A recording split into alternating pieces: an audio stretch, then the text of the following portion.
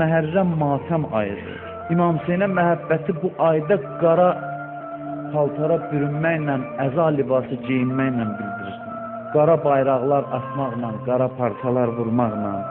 Bu ayda İmam Hüseyn əleyhissalamın məclislərinin mənası budur ki, insan məhəbbətini zahirə çıxardır, sərgiyə qoyur, göstərir. Məscidlərdə məclislər olur, çox gözəldir. Və haşiyə olaraq bunu demək istəyirəm ki, bu günlərdə ki, məscidlərdə mərasimlər var, 10 gün, 20 gün, 40 gün, Məhərrəm səfəri, müxtəlif tür qeyd edirlər. Bunlar hamısı gözəldir, amma kimin imkanı var, üstünlük versin, həm də evdə olan kiçik məclislərə, evdə olan məclisin xüsusi əhəmiyyəti var. Hansısa şəkildə onu xüsusiləşdirsin bu əzanı. Birinin maşını varsa qara bir şey atsın maşının üstünə. Hamı bilsin ki, mən bugün əzalıyam. Bu əzanı gərək elan edəsən. Evinin qapısından bir qara bayraq atsın, qara parça atsın. Göstərsin bu məhəbbəti. Əllamə Təbətəbainin sözüdür, avam adamın sözüdür ki, deyəsiniz ki, bu avam adamdır, üzr istəyirəm, ağlına nə gəlir onu danışır. Əllamə Təbətəbaiyə heç kəs avam deyə bilməz. Keçən əsrin ən böyük fəlsəfə alimlərindən biri bəlkə də deyərdim birincisidir, birincilərindən də ən azı. O deyirdi ki, o qara parçalar ki, evdüzdən asırsız, məscidlərə asırsız, and olsun Allah'a ki, qiyamət günündə o qaralar sizə şəfayət edəcək. Onlar sizə şəfayətçi olacaq. Qiyamətdə görəcəksən ki, məscid məclisindən heç də az təsiri yoxdur evdə qurulan məclislərin. 5-6-10 nəfəri evə dəvət elə, heç imkanın yoxdur, imkan var, süfrə az, yoxdur, çay qoy qabağına, bir dənə Rozaxan, Nohaxan dəvət elə, İmam Hüseynin müsibətlərindən oxusun. Bunun çox əhəmiyyəti var. Evin içində uşaq da görür ki, nəsə vəziyyət dəyişib evdə. Uşaqlar qoy bu məhəbbətlə evdə tərbiyə alsınlar.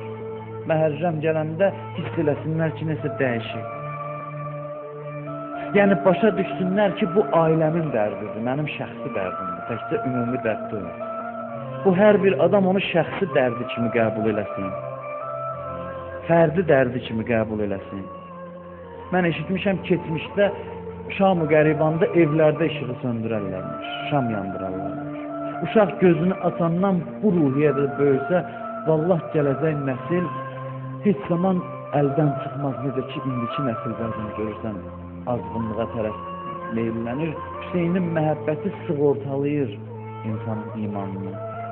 Təkcə mərasim şəklində yox, həm də xüsusi şəxsi dərd kimi bunu qeyd edirsən. Hamı görsün ki, mənə dərd üz verib. Qara köynək niyə deyiblər? İlin bütün günlərində qara köynək geyinmək məkruhdur, bəyənilmir.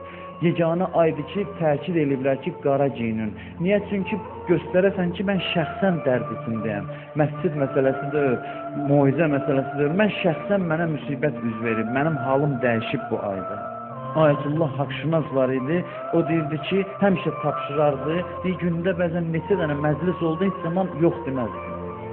Alimlərin görürsən, vaxtı olmur məclisə, hər yerə getməyə. Amma deyirsən, məclisi harada var idi, 5-6 nəfər də evdə olsa, özü gedərdə həmişə də təkid eləyərdi ki, hacətləriniz olanda o kiçik məclislərə pənah aparın. Çünki o riyasız məclislərdir.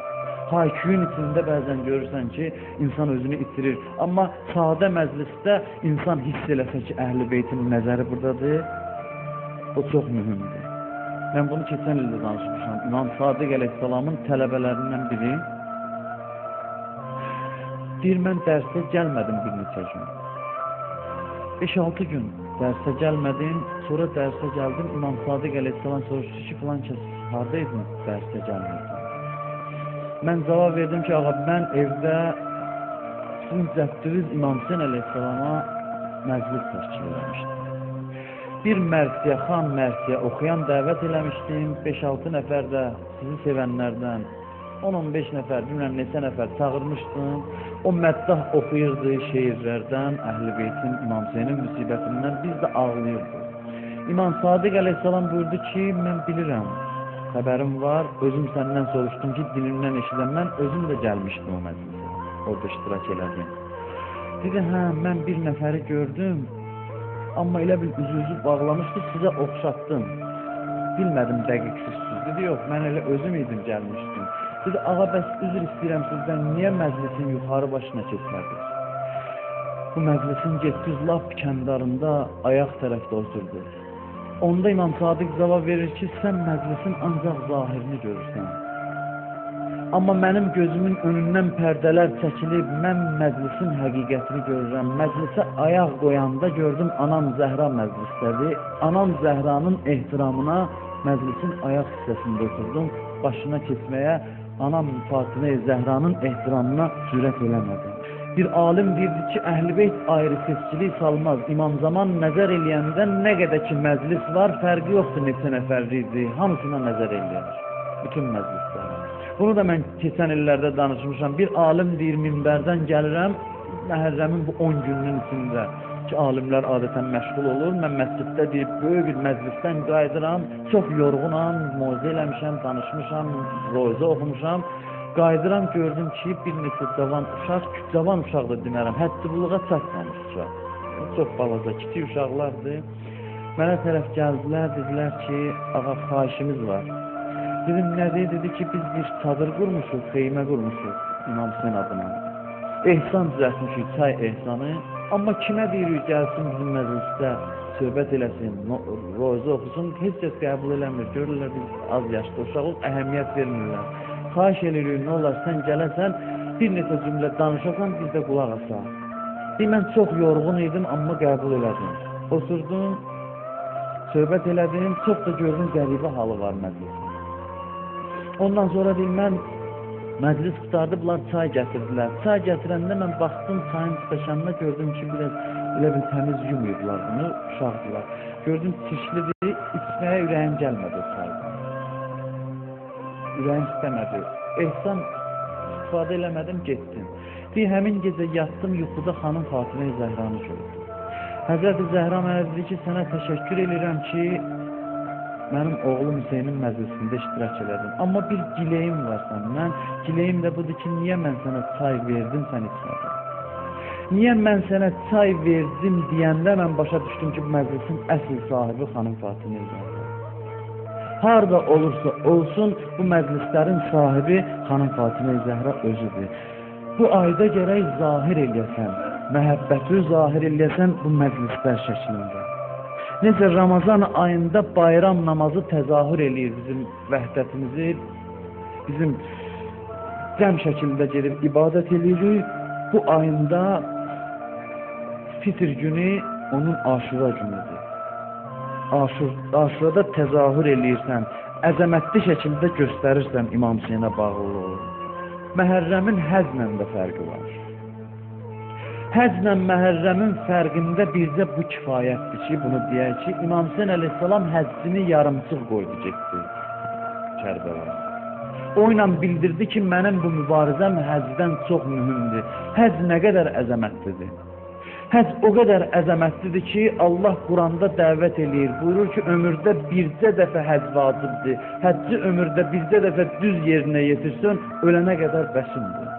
Həc bu qədər əzəmətlidir. Həccə gedənlər görüblər, Allah hamıya qismət eləsin, getsin, görsün o mənzərəni yaxından ki, necə milyonlarla insan axışıb gəlib, orada o mərasimləri yerinə yetirirlər. Həcc o qədər əzəmətlidir, amma İmam Hüseyin əleyhissalam o əzəmətli olan həcci tərviyə günü, cəmaat Ərəfata çıxan günü, bilirsiniz şəriətimizdə var ki, o gün Məkkədən çıxmaq haramdır. Cəmaat ehrama girir, Ərəfata gedir, İmam Hüseyin əleyhissalam çıxır Məkkədən. Çünki imamdır, şəriətin sahibi odur. Şəriət burada əhəmiyyətini itirib. Çünki din bütövlükdə təhlükədədir. Həcc təhlükədədir, namaz təhlükədədir, oruz təhlükədədir. İmam Hüseyin həccini yarımçıq qoyub Kərbəlaya tərəf gedir. Bununla bildirir ki, mənim bu mübarizəm həccdən çox əhəmiyyətlidir. Həccdən çox mühümdür. Cəmaat gedir Ərəfatda dua eləməyə, İmam Hüseyin deyir, mən sabah gedirəm, kim ürəyinin qanını bizə hədiyyə eləmək istəyir, Bismillah buyursun gəlsin, mən sabah hərəkət edirəm. İmam Hüseynin Kərbəlası o qədər əzəmətlidir ki, ehkam onun üçün çox kiçik bir şeydir. Ehkam onu ifadə eləyə bilməz. Orada bütün şeylər xoşluqla nəticələndi. Sonu xoş oldu. Susuz qaldı, sonunda su tapdı. Amma Əlyəsxərin anası Həzrəti Rübab su üçün gəzəndə os atdılar, Həzrəti Əlyəsxərin boğazına sancıldı. İndi gəl bunu ehkam halına sal, bunu hansı şəkildə əməl edəsən? Nə deyəsən, hacılara deyəsən, rubabı yad eləmək üçün oğlanlarınızı gətirin, qurban verin. O qədər əzəmətlidir ki, ehkam çərçivəsinə sığmır İmam Hüseynin Kərbəlası. O aparır qurbanını kəsməyə, bıçaq kəsmir, amma bunun qurbanları gözünün qarşısında hamısı doğranır. O şeytana daş vurur, amma şeytan cürət eləmir İmam Hüseynə vəsvəsə eləsin ki, oğlu göndərmə meydana. Çünki Əli Əkbər meydana icazə istəyən kimi yeganə adam Əli Əkbər idi ki, İmam Hüseyn hamısına deyirdi ki, qal, diyan, amma Əli Əkbər istəyəndə bir cümlə diyan demədi. Dedi, ata icazə ver, gedin meydana, İmam Hüseyn dedi, buyur. Heç fürsət vermədi şeytana ki, gəlsin İmam Hüseyn əleyhissalamı vəsvəsə eləsin. Həcc özü ona görə həccdir ki, imamət var, imamətə beyyət. Görürsünüz, Peyğəmbər həccdən sonra Qədirxunda Əli əleyhissalama beyyət alır. Həccin ruhu imamətdir, həccin ruhu Kərbəladır. Bir alim deyirdi ki, necə böyük şəhərlərin maketini düzəldərlər, baxarsan. Bir də həcc Kərbəlanın maketidir. Həcc Kərbəlanı ancaq ehkam şəklində təsvir eləyə bilər. Həcc imamətlə təkmilləşir. Bütün bu əməllər ki, təvaf elə, səy elə, Ərafata ged, nə üçündür ki, təmizlənəsən, gəlib məhərrəmdə yaxşı əza saxlaya bilərsən İmam Hüseynə. Bir adamın İmam Hüseynə əzası yoxsa heç nəyi yox. Bir adam İmam Hüseyn əzasını başa düşməyibsə, İslamdan heç nə başa düşməyib. İslam Peyğəmbərindən üstün insan yoxdur. İbn Abbasdan maraqlı bir hədis var. Bir istisnasız olaraq, istisnasız, hər zaman ki İmam Hüseyni görürdü, Peyğəmbər ağlayırdı, istisnasız. Elə vaxt olmadı ki, İmam Hüseynə gözü sataşa, gözündən yaş gəlməyə. Və bu təkcə babanın nəviyə məhəbbətidir. Bu böyük bir fəlsəfənin ifadəsidir. Bu əzadarlığın içində böyük mənalar yatır. Peyğəmbər onu hamıdan yaxşı başa düşür. Bu ay çox əzəmətli aydır. Hər birimizin qəlb evinə İmam Hüseyn daxil olur. Hamımızın baxmır yaxşı adamıq, pis adamıq. Bu ayın möcüzəsi bundadır. Yaxşı, pisi burada araşdırmırlar. Hər kimin ürəyində nə varsa ona baxmır İmam Hüseyn. Təkəbbür olan ürəyə də girir, dünya olan ürəyə də girir, çirkin qəlbə də girir, daxil olur qəlbə. Gəlir bizim ürəyimizdəki Yezidlə mübarizə aparmalı. Gəlir daxil olur ki, qəlbimizdəki Yezidi öldürsün. Bizdən tələb olunan bilirsiniz nədir? Tələb olunan budur ki, İmam Hüseynin mani olmayaq. Bu girsin qəlbimizə və o Yezidin işini bitirsin ürəyimizdə bir dəfəndə. Amma təəssüf ki, küfəllər kimi biz hər dəfə onun qabağını alırıq, qoymuruq, onu köməksiz qoyuruq. Ona görə də o gedir, məhərrəm gedir, yenə ürəyimizdə o Yezid baş qaldırır. Nəfs bir Yeziddir ki, insanın ürəyində. İmam Hüseyn hər ay məhərrəmdə daxil olur, onun işini bitirsin. Biz çox zəhmət çəkib İmam Hüseyn ağaya mani oluruq. Məhərrəm gəlsə, getsə, insan İmam Hüseyn əleyhissalamın məhəbbətinə şərait yaratsa özü, bizdən biraz o tələb olunur. Yenə deyirəm, imama mani olmayaq, qəlbimizi onun üstlərində qoyaq, 180 dərəcədə dəyişərik. Düzəlmək üçün qiyamətdə bu sözünə cavab deyəm. İnşallah hamımız orada görüşəcəyik. İnsanın islahı üçün il ərzində ən münasib fürsət məhərrəm ayındadır. İnsan burada düzəlmədisə, düzəlməsinə ümid yox.